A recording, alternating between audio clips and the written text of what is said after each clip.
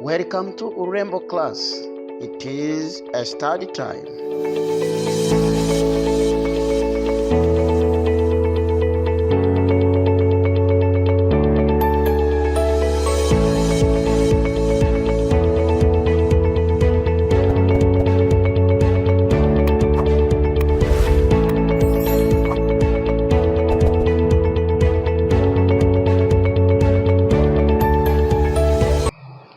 Hello once again, dear student.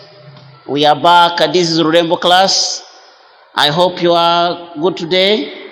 So today, our today's lesson, as usual, is key aspect of prose. This is the continuation. Here we are. Now we are on the point of view.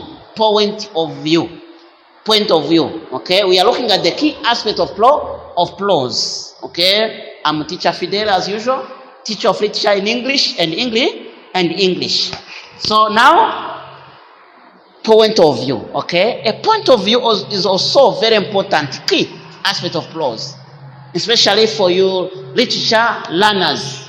When you're going to analyze a literary work like short story, prose, or a novel, a novella, those are prose. Please also keep point, okay, is point of view. So, dear student, what is a point of view? Okay? What is a point of view? Let me remind you. A point of view is the angle, okay? It's like the angle from which the story is told, okay? A point of view is an angle from which the story is told. When an author, a writer, is going to write, okay, he or she thinks about what kind of point of view she or he is going to use according to his wish, his choice, okay, or her choice. He will see which angle, okay, the story will be told. So, dear student, I think you have read one story anytime, or you have read any novel, or have read any novella. So we have types of several variations of point of view. Okay, we have number one, the first person point of view. The first person point of view. Dear student, the first person point of view, normally you can see when the story is told by the protagonist, when the protagonist himself or herself is telling the story, he is the narrator, okay? Now he is using first person point of view because he's using I, okay? Personal pronoun like I and we, okay? So then uses pronoun like this. You can see, dear student, the narrator, okay, or the protagonist, the main character. Uses the pronouns like I, me, we, okay? Now here the reader will have an experience that the story is through this person, okay? We have the experience, of course, the story through the person's eyes. They only knows what she knows and feels. As someone is telling his or her story, he will be immediately the narrator. And then the narrator will use the first person point of view because we have experiences through him or her, okay? Because she knows or he knows, and just what he knows and what he or she feels. Okay, very good. I hope. Example, we can take an example here. If you read Confessions of an ADC Victim, we see that the narrator is the same as, okay, involved in the story. Where you use I completed my education, okay? I completed my university education, okay? Now how the story start means I, using the I, okay? I, okay? This means that this is the first person point of view, whereby the narrator himself herself is taking part of the story, okay? So good. Now the second type of point of view is the second person point of view. Okay, this second point of person point of view uses the pronouns like you, yo, okay, and yo, and yours. Whereby here it's like the command. You wake up, you go to the kitchen, you move, okay? It's like the command. You wake up, you discover, you wake up, okay? You can read here, for example. Here we have a good example, dear student. Yes, you wake up, okay, to discover. Good. You wake up to discover. Yes, that you have been robbed all your worldly possessions. This is like an example. There is use of you, personal pronoun you, yours, okay, and your. So also this is not used most of the times. This kind of personal point of view second is used for sometimes for children's stories, whereby the reader command the children what to do. You move up, you move down, okay, you scroll up, scroll down. Touch, you touch there. Okay, this is what we call children's stories, but with a command. Okay. Let's go to the third person point of view. Third person point of view. Yes, third person point of view. This is where the narrator is not included in the story. The narrator, okay, is not included in the story. It means whatever the narrator says, whatever the narrator narrates, okay, this will be his personal experience, and will be his just what he has observed around, okay, but will not be involved. It means he will tell us the other story, okay, other story. Whereby here now he will use personal pronouns like he, she, it, they, his, hers, its, and theirs. Those are the personal pronouns that the narrator uses, okay, as he is not included in the story. This narrator may use the character's name, of course. Also, he may use the character's names, of course, the names of the people, and the real people, of course. And also, he can use,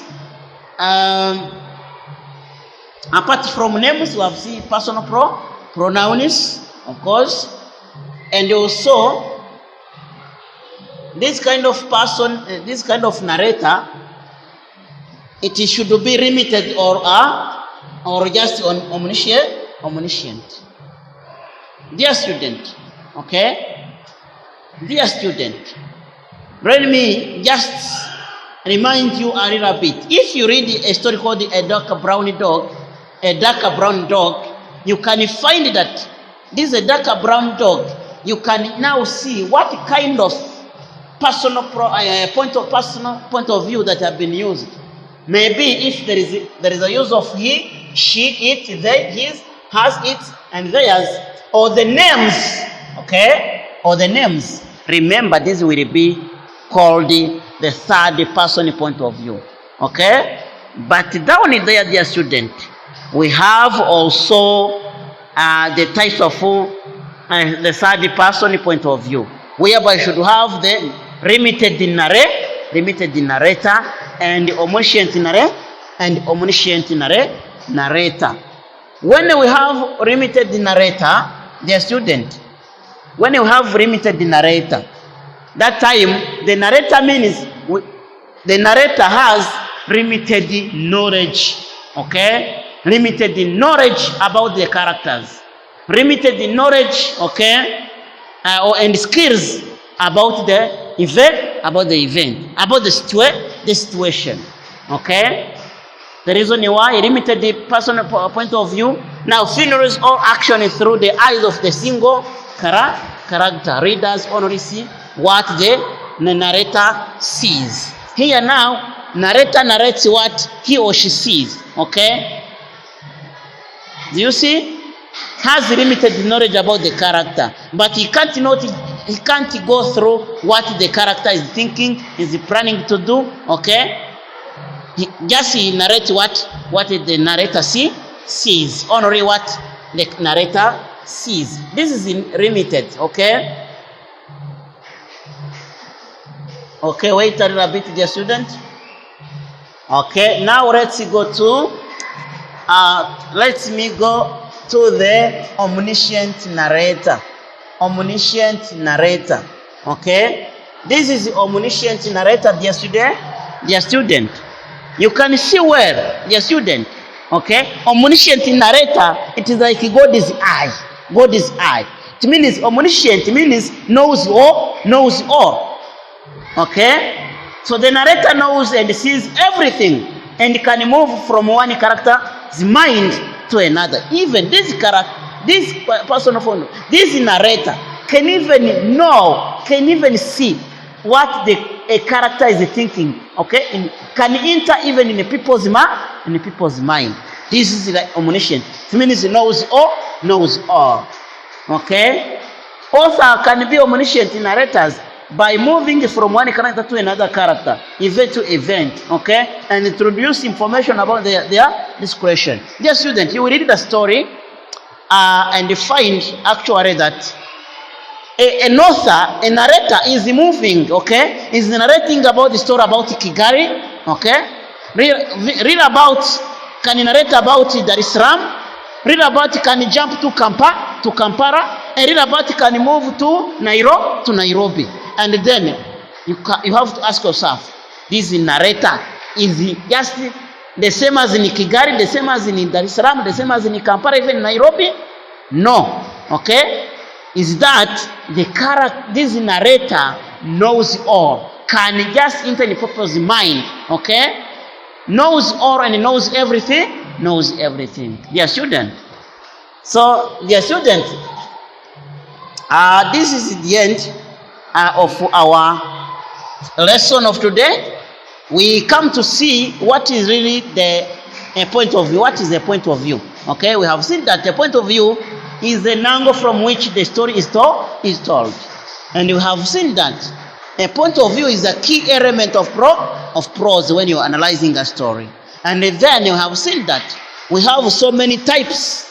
Okay, 3 types of point of view. We have seen, okay, the first person point of view. We come to see the second person point of view, and you come to see the third person point of view, which divided also into 2, where we have the limited narrator and the omniscient. Okay. Now, thank you very much for today. And as just exercises as the practical work, go and read, okay, the story which is called the Homecoming. You go and read the Homecoming in your spare time, and go and analyze what kind of point of view that the Homecoming, okay, that is in Homecoming. Thank you for today. Stay watching. This is Rainbow Class. I'm teacher Fidel. We shall continue next time. Bye-bye. Welcome to Rainbow Class. It is a study time.